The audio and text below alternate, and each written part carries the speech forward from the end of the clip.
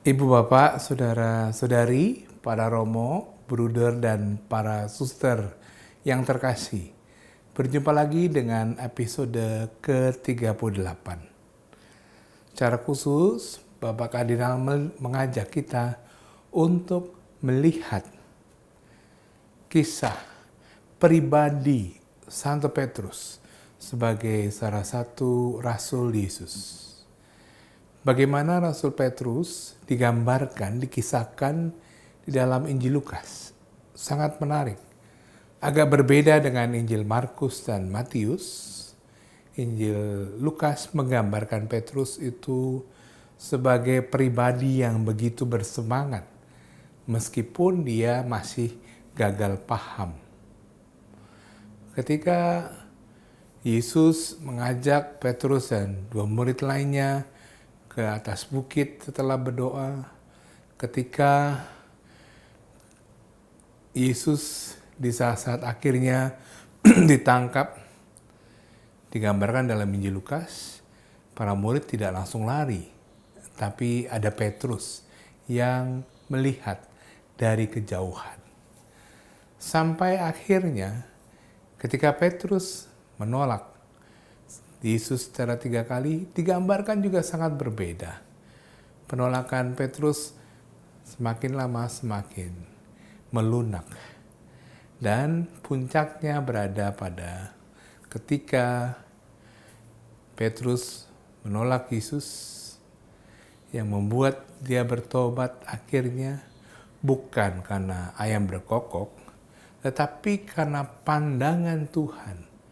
Setelah Petrus menyangkalnya, dia ingat dan Tuhan memandang dia yang telah mengkhianati Yesus. Semenjak pemandangan dan pandangan Tuhan itu, Petrus menjadi Petrus yang baru. Sangat menarik, kita akan melihat, mendengarkan bersama. Karena itu selamat mendengarkan, selamat merenungkan, dan selamat berdoa.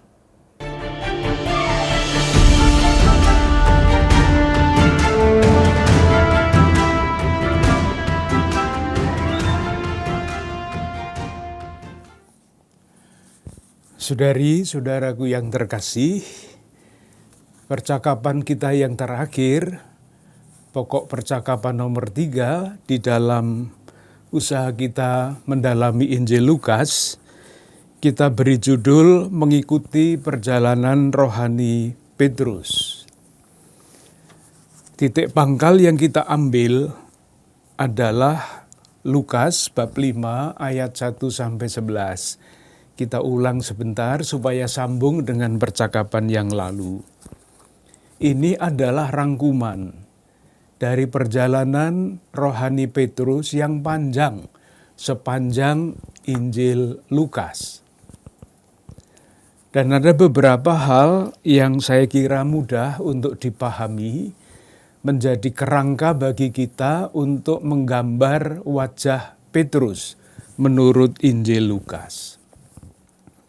Perjalanan itu adalah perjalanan yang transformatif. Perjalanan yang membaharui kehidupan karena perjumpaan dengan Yesus. Kita lihat kerangka besarnya. Pada awal, Petrus nama itu belum dipakai. Tetapi yang dipakai adalah nama Simon. Ayat 3, kemudian ayat 5, ayat 4 maaf. Setelah selesai berbicara, ia berkata kepada Simon, nama Simon. Tetapi kemudian pada ayat 8, namanya sudah bertambah menjadi Simon Petrus. Itu berarti ada perubahan, bukan hanya perubahan nama, tetapi perubahan seluruh kepribadian Simon yang menjadi Simon Petrus. Ini berkaitan dengan relasinya dengan Yesus. Jadi relasi dengan Yesus, kedalaman relasi dengan Yesus itulah yang akhirnya mengubah pribadi Simon menjadi Simon Petrus. pada ayat 5, Yesus disebut sebagai guru. Guru, telah sepanjang malam kami bekerja keras. Pada ayat 8, Yesus tidak lagi disebut guru, tetapi disebut Tuhan. Ini kunci yang mengubah hidup Petrus. Itulah kerangka perjalanan rohani hidup Petrus. Yang juga sudah kita bicarakan adalah kata khusus, yang seringkali kita pahami hanya secara harafiah, yaitu ayat 5. Ketika Simon Petrus menyapa gurunya begini, menjawab gurunya begini, telah sepanjang malam kami bekerja keras dan kami tidak menangkap apa-apa. Nah, kalau sepintas lalu dilihat kata-katanya seperti ini, tentu yang dimaksudkan adalah hal menangkap ikan. Tetapi, nah ada tetapinya. Kalau kita perhatikan peristiwa-peristiwa yang serupa, lalu sebetulnya ini bukan masalah menangkap ikan dalam arti ikan di danau. Yang saya maksudkan misalnya apa yang dikatakan oleh Rasul Paulus di dalam suratnya kepada orang-orang Galatia bab 4 ayat 11. Kalau kita baca, ini ceritanya mirip-mirip. Galatia bab 4 ayat 11. Pada suatu titik di dalam pelayanannya, khususnya kepada jemaat di Galatia, Paulus itu mengatakan begini, aku khawatir kalau susah payahku untuk kamu telah sia-sia. Jadi kedua-duanya menggunakan kata sia-sia, tidak menangkap apa-apa. Nah, di dalam teks Paulus tidak ada kaitannya sama sekali dengan menangkap ikan.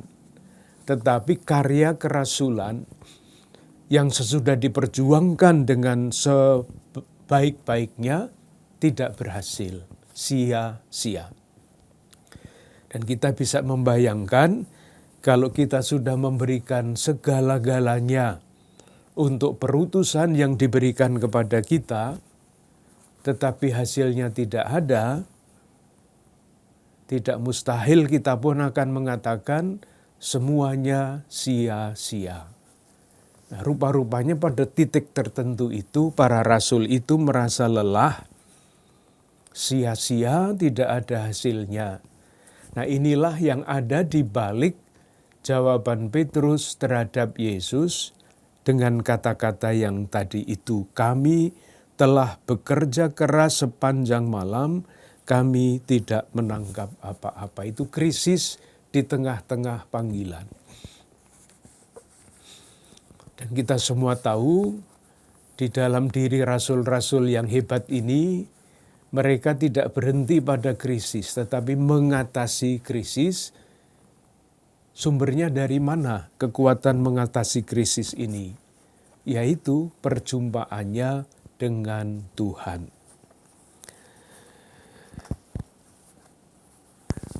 Itu rangkumannya. Lalu yang sudah kita bicarakan, yang sudah kita pelajari juga adalah jadi rangkuman itu sekarang mau kita kita lihat satu persatu. Yang sudah kita lihat adalah peristiwa pengakuan Petrus di dalam Injil Lukas bab 9 ayat 18 sampai 21. Kita lihat saja beberapa hal yang paling pokok, nanti kita lanjutkan lebih detail pada bagian yang belum kita bicarakan. Yang namanya pengakuan Petrus itu diceritakan di dalam ketiga Injil. Tetapi ceritanya berbeda-beda. Di dalam Injil Markus yang rupanya diikuti oleh Matius, sesudah Yesus menyatakan bahwa dia sesudah ditanya menurut kamu siapakah aku ini? Lalu dijawab oleh Petrus, engkau Mesias dari Allah. Mereka dilarang, lalu sesudah itu ada pemberitahuan pertama tentang penderitaan Yesus. Jadi ada pengakuan disusul dengan nubuat sengsara Yesus. Mestinya kalau pengakuan itu benar dan kemudian disusul dengan penderitaan, nubuat tentang penderitaan Yesus, ya sudah. Karena memang Mesias itu harus menderita. Tetapi di dalam Injil Matius dan Markus, pengakuan yang disusul dengan nubuat sengsaranya ditolak oleh Petrus. Dan pada waktu itu Tuhan mengatakan kepada Petrus, ke belakangku iblis. Nah, yang seperti itu tidak ada di dalam Injil Lukas. Jadi singkat kata, ada 3 pengakuan Petrus, 3 Injil menceritakan kisah itu. Semuanya disusul dengan nubuat sengsara Yesus. Tetapi dalam Injil Markus dan Matius, nubuat sengsara itu tidak mau didengar oleh Petrus. Sementara di dalam Injil Lukas, Petrus tidak tampil seperti Petrus Markus atau Petrus Matius. Jadi jalannya lurus, lebih mudah dipahami.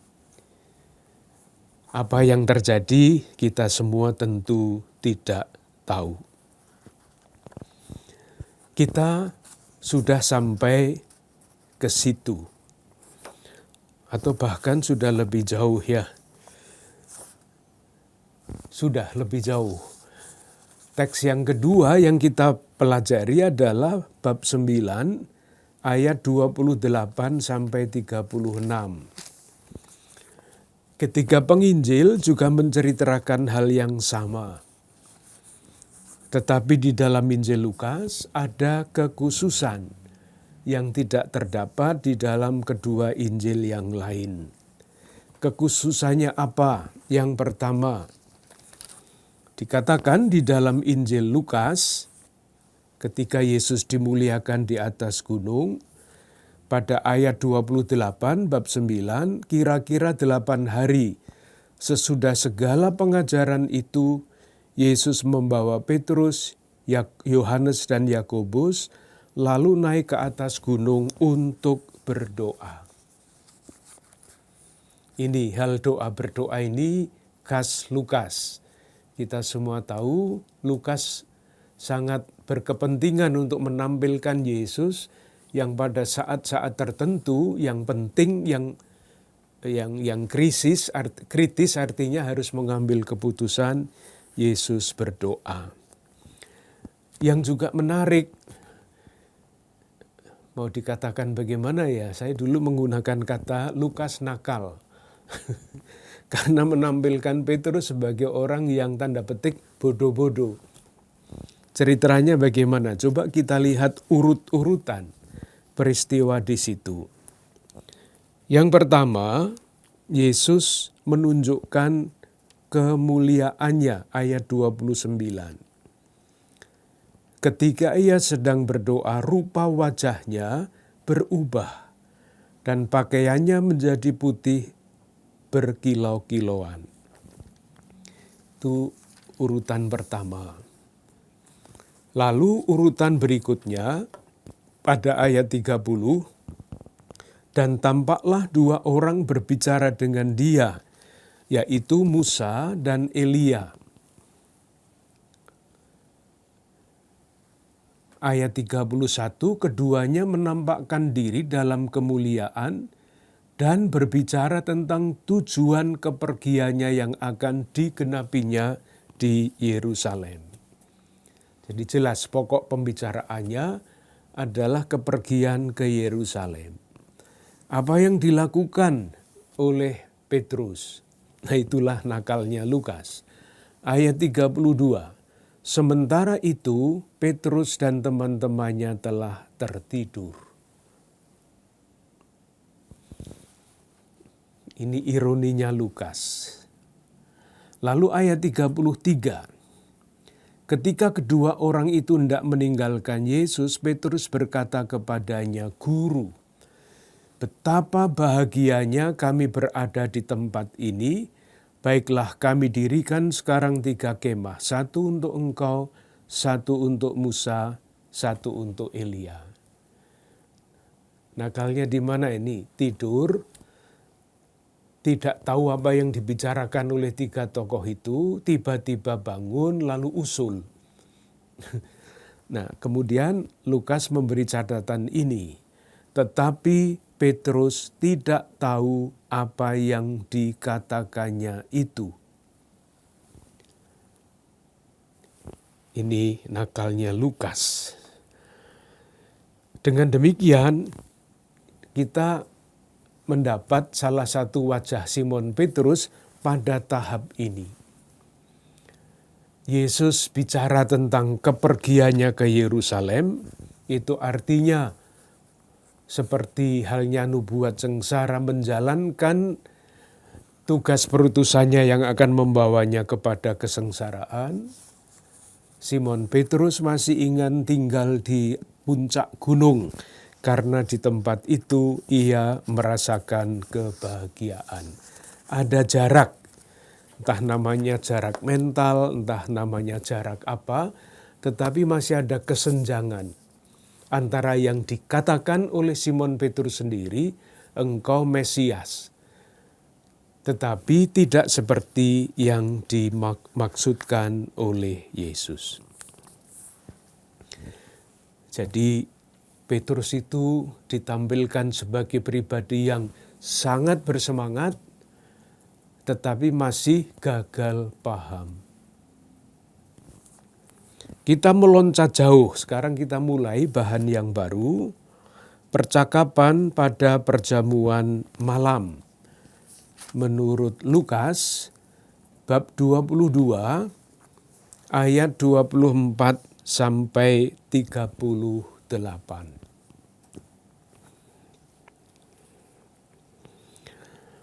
Ini khas Lukas.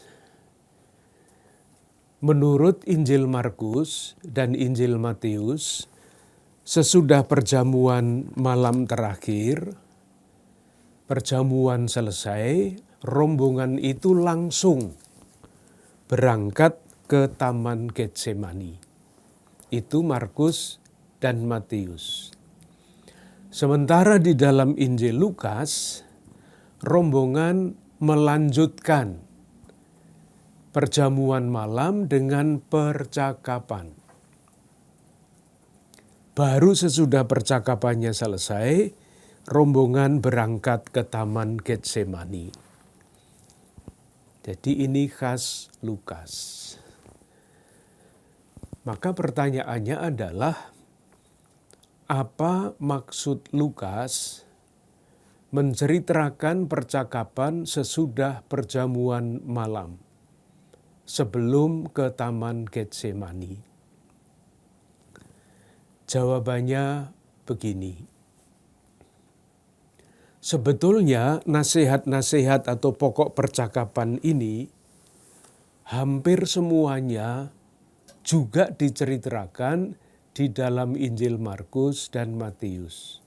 Bahannya, tetapi tempatnya berbeda. Di dalam Injil Lukas, percakapan yang ada di beberapa tempat yang berbeda itu dikumpulkan dan dijadikan bahan seolah-olah itulah yang dibicarakan oleh rombongan itu sesudah perjamuan malam terakhir. Dan dengan demikian, nah ini yang penting, menjadi bahan pidato perpisahan atau khotbah perpisahan. Jadinya berbeda. Kalau suatu nasihat diberikan di dalam situasi yang biasa, ya nasihat biasa. Tetapi kalau nasihat itu diberikan ketika seseorang yang memberi nasihat itu menyampaikannya pada waktu dia mau meninggal, itu sangat berbeda.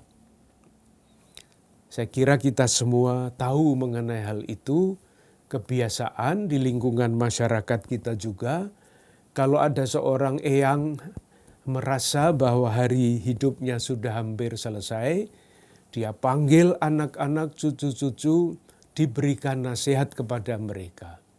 Nasihat itu akan dijunjung tinggi-tinggi dan pasti akan dicarikan jalan untuk dilaksanakan. Ini bedanya, nasihat yang diberikan dalam waktu yang biasa dengan nasihat yang diberikan kepada orang-orang yang mau ditinggal oleh seseorang tokoh yang akan berakhir hidupnya. Pesannya sama, tetapi kualitasnya sangat berbeda. Di dalam Injil Lukas nanti, di dalam tulisan Lukas yang kedua, Kisah Para Rasul, Rasul Paulus juga akan membuat pidato perpisahan untuk para penatua di Efesus. Itu diceritakan di dalam Kisah Para Rasul bab 20. Pesannya menjadi sangat penting dan mengikat. Nah, sekarang kita lihat pesan untuk Simon Petrus yang khas itu apa? Karena pesannya ada yang disampaikan kepada murid-murid pada umumnya, tetapi ada yang disampaikan khusus kepada Simon Petrus. Pada bab 22 ayat 31 sampai 34. Silahkan mencermati suasana nasihat ini. Suasana kata-kata Yesus kepada Simon. Kita lihat. Simon, Simon, lihat. Iblis telah menuntut untuk menampi kamu seperti gandum. Tetapi aku telah berdoa untuk engkau supaya imanmu jangan gugur. Dan engkau, jikalau engkau sudah insaf, kuatkanlah saudara-saudaramu. Reaksinya Simon bagaimana? Jawab Petrus, Tuhan, aku bersedia masuk penjara dan mati bersama-sama dengan engkau. Ini sambung apa enggak ini? Kembali lagi kita berjumpa dengan Petrus yang bersemangat tinggi. Tetapi yaitu tadi masih gagal paham. Maka Yesus selalu melanjutkan ayat 34. Tetapi Yesus berkata, Aku berkata kepadamu Petrus, hari ini ayam tidak akan berkokok sebelum engkau 3 kali menyangkal bahwa engkau mengenal aku. Jadi Yesus itu mengingatkan Simon. Bukan hanya mengingatkan, tetapi menjanjikan doa untuk Simon. Dan sesudah itu Yesus akan memberikan perutusan, meneguhkan saudara-saudaranya. Itu dari pihak Yesus. Dari pihak Simon, tanda petik, sombong. Menyatakan diri siap untuk mati bersama-sama dengan engkau. Tapi Yesus masih mengingatkan, aku berkata kepadamu hari ini ayam tidak akan berkokok sebelum engkau 3 kali menyangkal bahwa engkau mengenal aku. Nah, kalau kita pikir-pikir dengan pikiran kita mungkin loh ya, silahkan berfantasi sendiri. Nah, sebetulnya Simon Petrus itu kan tinggal mengatakan, Tuhan terima kasih engkau telah mengingatkan bahwa saya akan digodai oleh iblis. Terima kasih bahwa engkau telah berdoa untuk saya. Terima kasih bahwa engkau mempercayakan perutusan untuk meneguhkan saudara-saudaraku. Tapi itu kan tidak keluar dari diri Simon Petrus. Yang keluar adalah ungkapan-ungkapan yang menunjukkan bahwa dia belum berhasil paham, dia masih gagal paham. Nah, inilah perjalanan rohani Petrus yang akan terus dilaluinya. Pada suatu ketika dia akan dibenturkan ke tembok sehingga dia sadar. Jadi rupa-rupanya jalan nabrak tembok itu kadang-kadang penting untuk mengubah cara berpikir orang, untuk mengubah perjalanan hidup seseorang. Dan Petrus akan sampai ke titik itu seperti akan kita lihat. Ada pengajaran tambahan pada ayat 35 sampai 38. Ini tidak spesifik kepada Petrus, tetapi tentu saja Petrus ada di situ karena murid-murid masih bersama-sama di ruang perjamuan malam terakhir. Kita lihat dialognya mirip-mirip. Lalu ia berkata kepada mereka, "Ketika aku mengutus kamu dengan tiada membawa pundi-pundi, bekal dan kasut, adakah kamu kekurangan apa-apa?" Mereka menjawab dengan semangat besar, "Sesuatu pun tidak." Semangat, tidak kekurangan, semuanya cukup. Juga kalaupun kurang, tetap cukup. Tidak perlu apa-apa yang lain. Lalu kata Yesus kepada mereka, "Tetapi sekarang ini, siapa yang mempunyai pundi-pundi, hendaklah ia membawanya. Demikian juga yang mempunyai bekal, dan siapa yang tidak mempunyainya, hendaklah ia menjual jubahnya dan membeli pedang. Sebab aku berkata kepada kamu bahwa nas kitab suci ini harus digenapi." Lalu ada nas kitab suci itu, apa reaksi para murid? Ayat 38, kata mereka, "Tuhan, ini ada 2 pedang." Lalu jawabnya kepada mereka, "Sudah cukup." Ini kira-kira maksudnya apa ini? Sudah cukup. Yang paling mudah tentu saja secara harafiah sudah cukup itu mengatakan sudah cukup 2 pedang cukup, tidak usah 3, tidak usah 4. Itu kalau kita memahaminya secara harafiah. Tetapi kalau kita melihat perjalanan mereka itu dari depan sampai titik ini, mereka itu tidak mampu menangkap maksud Yesus yang sesungguhnya. Belum. Masih ada jarak antara yang mereka pikirkan dan yang dipikirkan oleh Yesus. Dan Yesus sampai saat ini tidak berhasil memasukkan gagasan baru dalam pikiran mereka. Nah, coba silahkan membayangkan kalau kita mengajari orang dengan segala macam cara, tetapi saudara kita yang kita ajari itu tidak menangkap, lalu kalau saya mengatakan sudahlah cukup, itu artinya apa? Artinya kalian tidak tahu apa yang saya jelaskan ini. Cukuplah, sudahlah. Kalian diajari juga tidak ngerti. Jadi cukup dalam arti itu bukan berarti cukup 2 pedang untuk berperang, bukan. Cukup kalian tidak tahu maksud saya. Cukuplah, tidak usah dijelaskan lagi.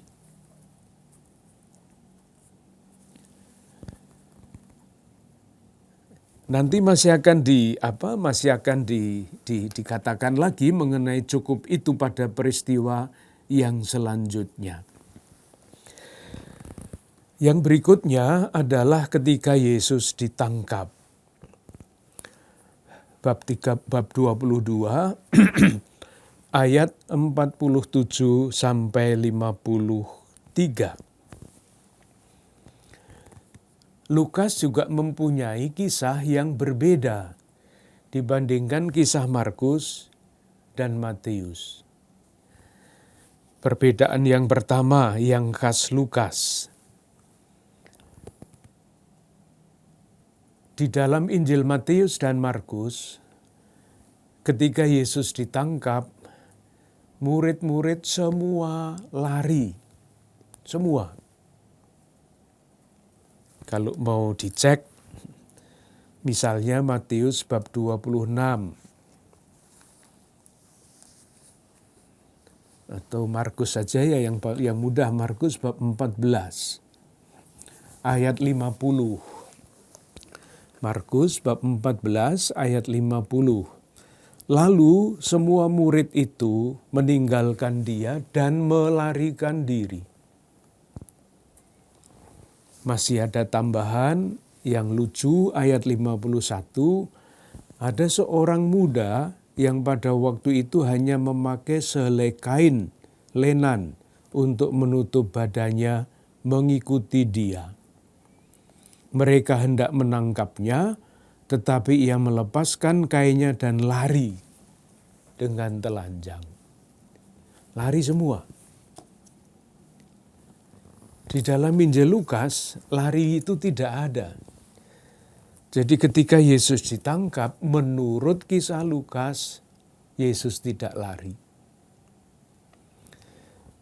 Seringkali kita campur-campur, kalau kita bicara tentang peristiwa penangkapan Yesus, yang dibaca Injil Lukas, yang diceritakan ya sama dengan yang lain, murid-murid lari. Jadi yang dibaca bukan Injil Lukas, tapi yang dibaca pikirannya sendiri. Nah kalau begitu lalu pesan yang khas itu tidak sampai, tidak keluar, karena hanya sama dengan yang lain. Mengapa Lukas tidak menceritakan murid-murid itu lari? Padahal sumber yang dipakai oleh Lukas itu jelas, Markus. Matius menggunakan Markus, menceritakan murid-murid lari, tetapi Lukas tidak menceritakan itu, yaitu karena Lukas ingin menampilkan wajah atau foto gambaran murid yang berbeda dibandingkan dengan gambaran murid di dalam Injil Matius dan Lukas. Di dalam Injil Markus tadi kan kita lihat ya, ada seorang muda. Nah seorang muda itu siapa? Rupa-rupanya ya Markus sendiri itu yang menceritakan dirinya sendiri. Dikatakan begini, ada seorang muda yang pada waktu itu hanya memakai sehelai kain lenan untuk menutup badannya, mengikuti dia. Jadi yang lain-lain itu lari semua. Sudah ayat 50, lari semua. Ada orang muda yang mengikuti dia. Ini kata penting. Sementara yang lain lari, satu berusaha mengikuti dia. Tapi akhirnya lari juga. Beda dengan siapa? Dengan Lukas. Coba kita perhatikan, Lukas tidak menceritakan murid-murid itu lari, lalu dia menceritakan secara khusus Petrus. Pada bab 22 ayat 54. Lalu Yesus ditangkap dan dibawa dari tempat itu, ia digiring ke rumah imam besar. Dan Petrus mengikut dari jauh. Jadi Petrusnya tidak lari, mengikut tapi dari jauh. Jadi sudah bisa kita rasakan ya, maunya ikut, tapi ikut dari dekat tidak berani. Maka ikutnya dari jauh.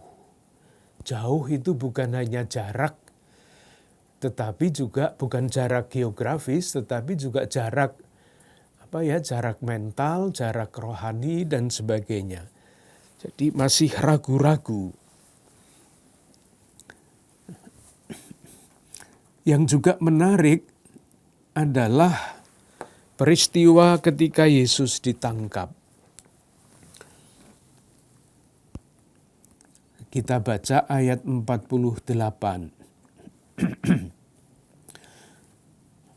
Ketika Yudas datang, Yesus berkata kepadanya, "Hai Yudas, engkau menyerahkan anak manusia dengan ciuman?"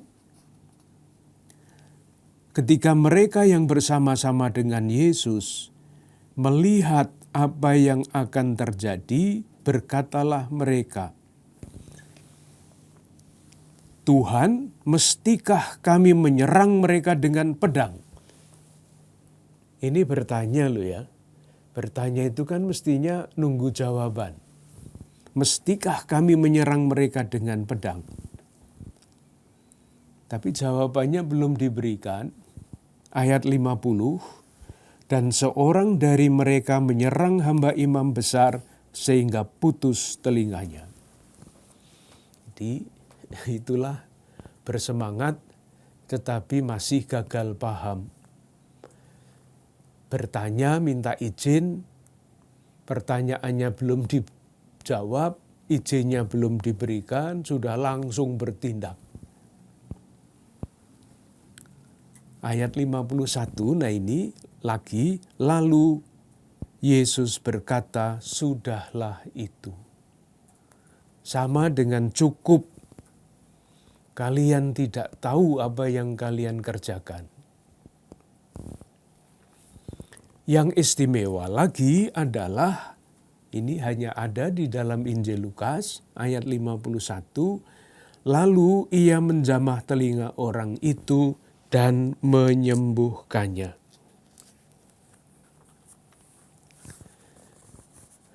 Jadi, judulnya memang Yesus ditangkap.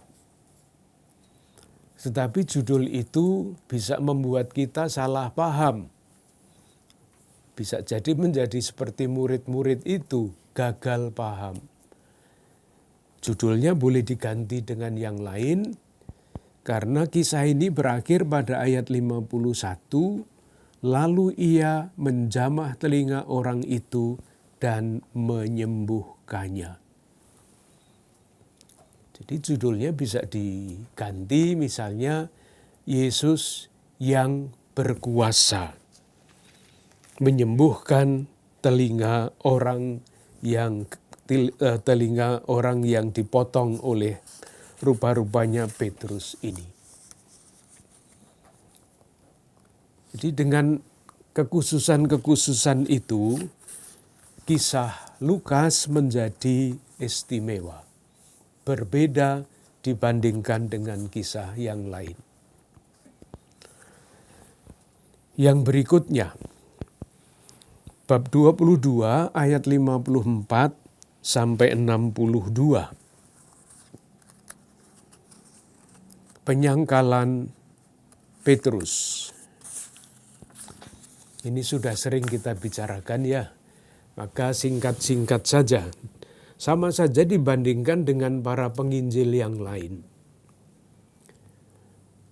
Kalau mau lebih sistematis membandingkan Matius dan Lukas. Judulnya adalah Petrus menyangkal Yesus. Nanti kalau kita selesai mencoba merenungkan bagian ini, apakah kita mempunyai judul yang lain? Kita coba lihat.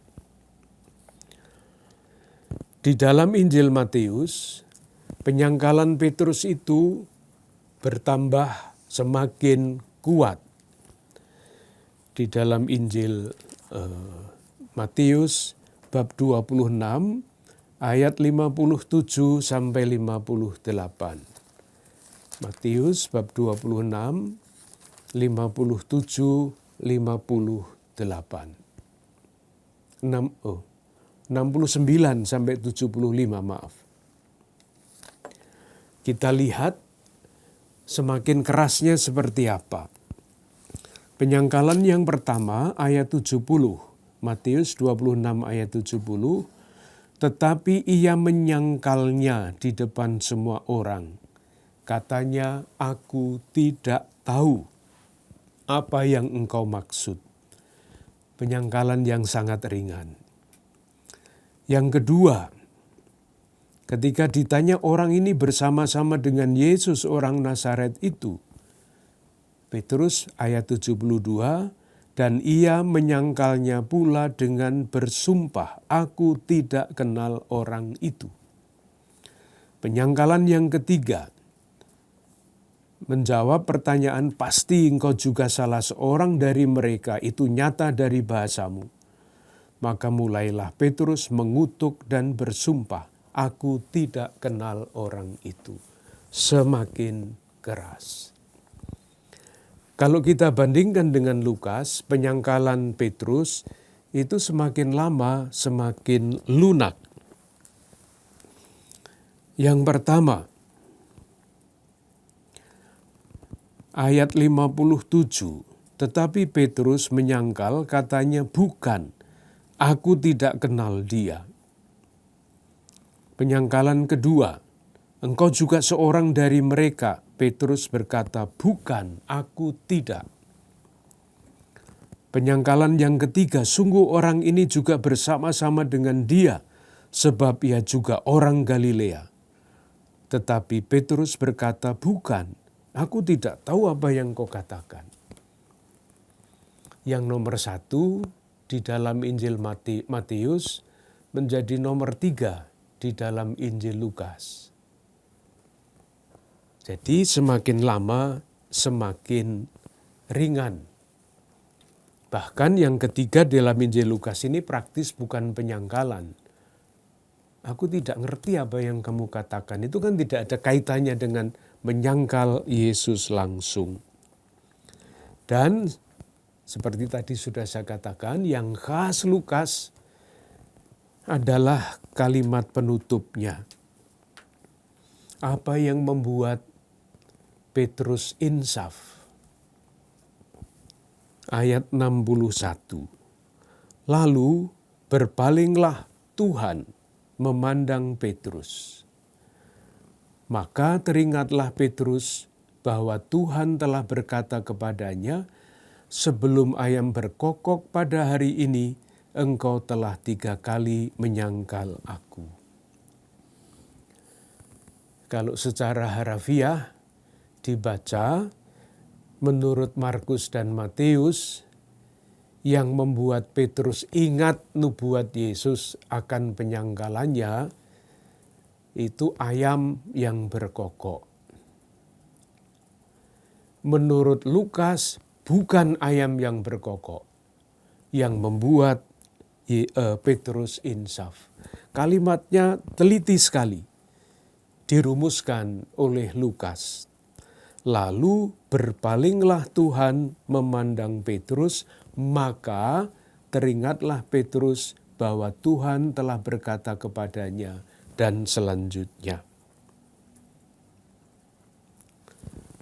Kembali ke pertanyaan awal, jadi kalau kita membaca Injil ini begini, apakah judulnya tetap Petrus menyangkal? Itu tidak usah diganti judulnya di dalam teks kitab suci, tetapi untuk diri kita, apakah perhatian kita terpusat pada Petrus yang menyangkal, atau pada Tuhan yang memandang Petrus? Berbeda sekali. Kalau kita menggunakan judul Petrus menyangkal, yang kita pentingkan adalah kesalahan Petrus. Jelas ya, menyangkal, jadi salah dia pasti. Kalau kita memusatkan perhatian pada kalimat ayat 61, lalu berpalinglah Tuhan memandang Petrus, kita tidak menempatkan kesalahan Petrus itu pada nomor 1. Tetapi sebaliknya merasakan kerahiman Tuhan yang mengubah hidup Petrus. Berbeda sekali, sangat berbeda. Moga-moga jelas maksud saya. Jadi bedanya kalau dengan judul yang ini, yang salah adalah Petrus yang menyangkal. Kalau kita memperhatikan ayat 61, yang penting itu bukan kesalahan Petrus. Yang paling penting, yang pokok adalah kerahiman Tuhan yang mengubah hidup Petrus. Yang membuat Petrus ingat bahwa Tuhan telah berkata kepadanya, sebelum ayam berkokok pada hari ini. Lalu ia pergi keluar dan menangis dengan sedihnya. Moga-moga sedikit lebih jelas. Nah, satu tambahan lagi yang khas di dalam Injil Lukas adalah ada kata pada hari ini. Itu tidak ada di dalam Injil yang lain. Pesannya Lukas, kan pernah kita bicarakan ya, di dalam Injil Lukas kata hari ini diulang banyak sekali. Maksudnya pesan kateketis atau pesan iman bagi kita pembaca Injil Lukas. Peristiwa seperti ini tidak hanya berlaku untuk Petrus zaman dulu, bukan, tetapi untuk Petrus kecil yang selalu ada di dalam sejarah. Pribadi-pribadi seperti Petrus itu, Petrus kecil pada hari ini, sekali lagi jangan ditekankan sebagai yang paling pokok melakukan kesalahan, tetapi diharapkan Petrus kecil hari ini seperti Petrus zaman dulu mengalami kerahiman Tuhan yang dirumuskan, berpalinglah Tuhan memandang Petrus kecil itu. Karena pandangan Tuhan inilah yang mengubah hidup orang. Inilah tembok yang ditabrak oleh Petrus. Dan sesudah nabrak tembok ternyata saya tidak sehebat seperti yang selalu saya katakan, siap mati, siap membela Yesus bahkan dengan pedang. Nabrak tembok, mengalami Yesus yang memandang dia, merasakan kerahimannya, dan dia berubah menjadi Petrus yang lain, termasuk Petrus kecil pada hari ini. Kita kembali sebagai kesimpulan pada Lukas bab 5 ayat 1-11. Inilah puncak dari perjalanan rohani Simon yang menjadi Simon Petrus, puncaknya ketika dia mengalami pandangan Tuhan. Lukas bab 5 ayat 1-11. Kesimpulan yang boleh kita ambil, Lukas bab 5 ayat 1-11 adalah rangkuman seluruh perjalanan Petrus sebagaimana digambarkan oleh Lukas di dalam Injilnya. Dalam perjalanan perjumpaan dengan Yesus, relasi yang semakin benar dengan Yesus, Simon berubah menjadi Simon Petrus. Relasi yang benar. Yang kedua, yang kita lihat adalah suatu loncatan iman. Jadi perjalanan itu bukan perjalanan rasional saja. Mungkin juga ada unsur itu. Loncatan iman itu kita temukan ketika Tuhan memandang Simon Petrus. loncatan iman. Mungkin dia belum tahu apa yang sedang terjadi, tetapi ketika mengalami kerahiman Tuhan yang menyentuh hati, dia berani mengambil loncatan iman itu. Itulah yang digambarkan pada ayat 5. Tuhan, telah sepanjang malam kami bekerja keras dan kami tidak menangkap apa-apa. Ini perjalanan rasional, profesional. Profesi sebagai petani ikan. Sudah menurut ilmu perikanan tidak mungkin menangkap ikan di siang hari itu. Pada sembunyi ikan-ikannya. Dan kemudian tetapi karena engkau menyuruhnya. Nah, ada loncatan di situ, loncatan iman. Bukan dengan pertimbangan-pertimbangan pribadi, pertimbangan-pertimbangan rasional, tetapi karena iman. Karena engkau menyuruhnya, aku akan menebarkan jala juga. Yang ketiga, kesimpulan kita. Pesan bagi para pelayan sabda, bagi pelayan gereja atau pelayan apapun. Suatu pengalaman yang sangat biasa, Petrus mengalami, Paulus mengalami, pada suatu titik orang sampai kepada yang namanya kelelahan rohani. Telah sepanjang malam bekerja keras, tidak menangkap apa-apa. Paulus mengatakan jerih payahku untuk kamu telah sia-sia. Pada situasi krisis. Yang istimewa adalah di dalam situasi seperti itu, Petrus dan Paulus tetap setia. Tidak mengambil keputusan yang diambil ketika mereka itu mengalami dalam situasi krisis. Orang mengatakan dalam situasi krisis, orang tidak boleh mengambil keputusan. Jadi meskipun kecewa, meskipun kecil hati, tetapi tetap setia. Itulah salah satu gambar pribadi Petrus yang kita lihat kali ini di dalam Injil Lukas. Kalau kita melihat gambarnya di dalam Injil Matius, gambarnya berbeda juga. Tidak berbeda-beda amat, tetapi ada perbedaan-perbedaan di dalam detail gambar itu.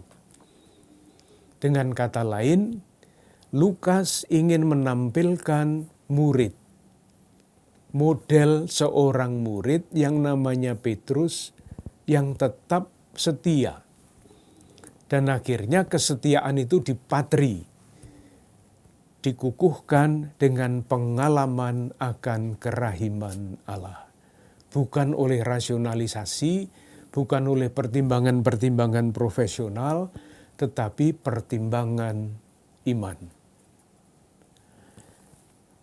Untuk kali ini kita cukupkan sampai di situ.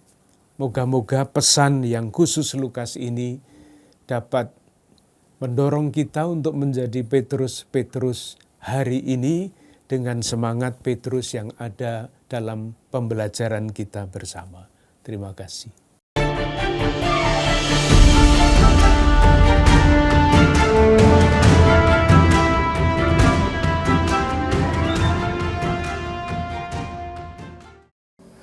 Ibu bapak, saudara-saudari yang terkasih, kita telah mendengarkan uraian tentang episode ke-38 ini. Kita telah mendengarkan bagaimana Rasul Petrus secara pribadi mengikuti Tuhan dan dia mengalami perubahan, pembaruan yang total dalam hidupnya. Setiap dari kita juga mengalami sentuhan dan sapaan Tuhan dalam hidup kita. Mari kita jadikan saat-saat itu, saat-saat pertobatan dan pembaruan, agar hidup kita semakin menuju kekudusan. kita mohon berkat Tuhan. Semoga Allah yang Maha Kuasa memberkati, membimbing, melindungi saudara-saudari sekalian dalam nama Bapa, Putra, dan Roh Kudus. Amin.